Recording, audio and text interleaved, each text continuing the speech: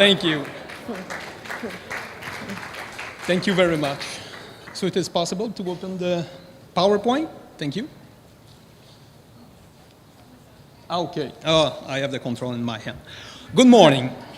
I would like to share with you a very fascinating development of collective enterprise in Quebec since 1997, what we call a multi-stakeholder co-op, or in Quebec, Solidarity Co-op. Fascinating include funding rules and community commitment in such organization. Presenting Solidarity Co-op in a few minutes without any detail could raise your interest and comment. Since I will be there for a part of the conference, of course, feel free to ask me questions. The recent evolution of our society show more and more situations at the crossroad of social and economic concern, gathering more than one stakeholder. For instance, home care for elderly who wish to stay at home instead of moving in a residency, and I'm talking about senior with limited income. On one side, you have the senior, their needs for maintenance and other support services, and their limited financial resources. On the other hand, the provider of the service. So you have two stakeholders around these needs. The challenge is how gathering two or more stakeholder groups within the same organization based on democratic rules and working for the needs of the member instead of searching the sole profit. Taking advantage of a provincial summit gathering most important leaders of Quebec, including ones of business, unions, community organizations, co-ops, and of course political. In order to find new avenue for job creation, the Quebec Co-op Act was amended in 1997 in order to recognize such MSC under the name Solidarity Co-op, or simply SC. The SC must have at least two members category in a set of three: users, workers, and what we call support members. Support members means individual or corporation who doesn't have any economic activities with the co-op but share the mission of the organization. Since that time, and based on recent data, up to 60% of the new co-op in Quebec have chosen this model. Now, after 15 years,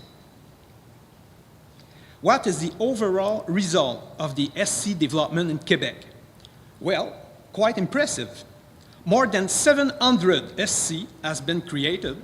Of course, like what happened with private for-profit enterprise, among this number, some didn't survive for diverse reasons, but at least 500 still in operation.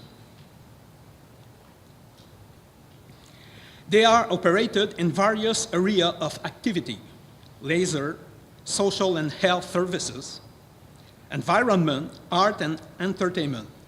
In many cases, by offering what we call proximity services in village located in countryside, like gas station, grocery store, banking machine, SC are simply at the core of the survival strategy of such isolated place.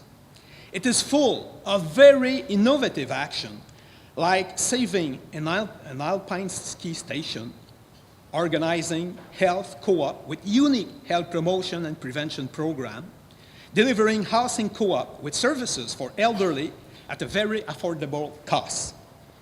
Moreover, SC has been very successful to attract new people around the co-op model. Finally, when you look carefully the financial base of such co-op, again, innovation are in the rendezvous, which mean a mix of members' financial involvement, like social and privilege shares, donation or subsidize or in-kind support coming from interested stakeholders like local credit union, what we call Caisse Populaire, and volunteer input. For those of you who wish to learn more about SC, I wrote numerous papers or studies, including in English, so it could be found on my consultative website. And if you wish to have a more global view, or I would say worldwide view of recent co-op development, I welcome you on the next International Summit on Cooperative taking place October 2014 in Quebec City. It's an event where we're expecting to welcome around 3,000 participants. Thank you very much for your attention. Jean-Pierre, just one question. So you're giving a session this afternoon with much greater detail about this.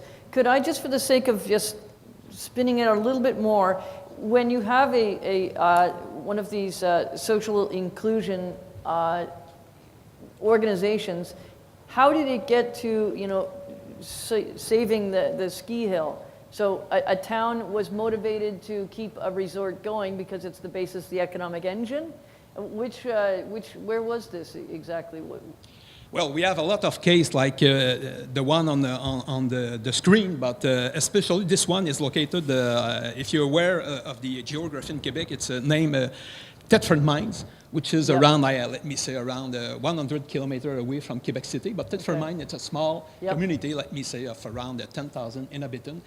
And the idea to save this alpine station, it was not only for the economic reason, but also it was something to use for children where they can spend time. Otherwise, the parents have to find solution for that. Right. Well, and jobs too, lifties. Yes, of course, it's seasonal jobs. So in fact, we have a lot of alpine stations like this one. At this time, we have close to 10 alpine stations. And in this case, the municipality give a lot of support for the Solidarity Co-ops. Amazing. Well, so these are very big organizations. So I think that might help sort of spell out a little bit more about what you're going to talk about in the afternoon. So thank you very much, Jean-Pierre. Thank you.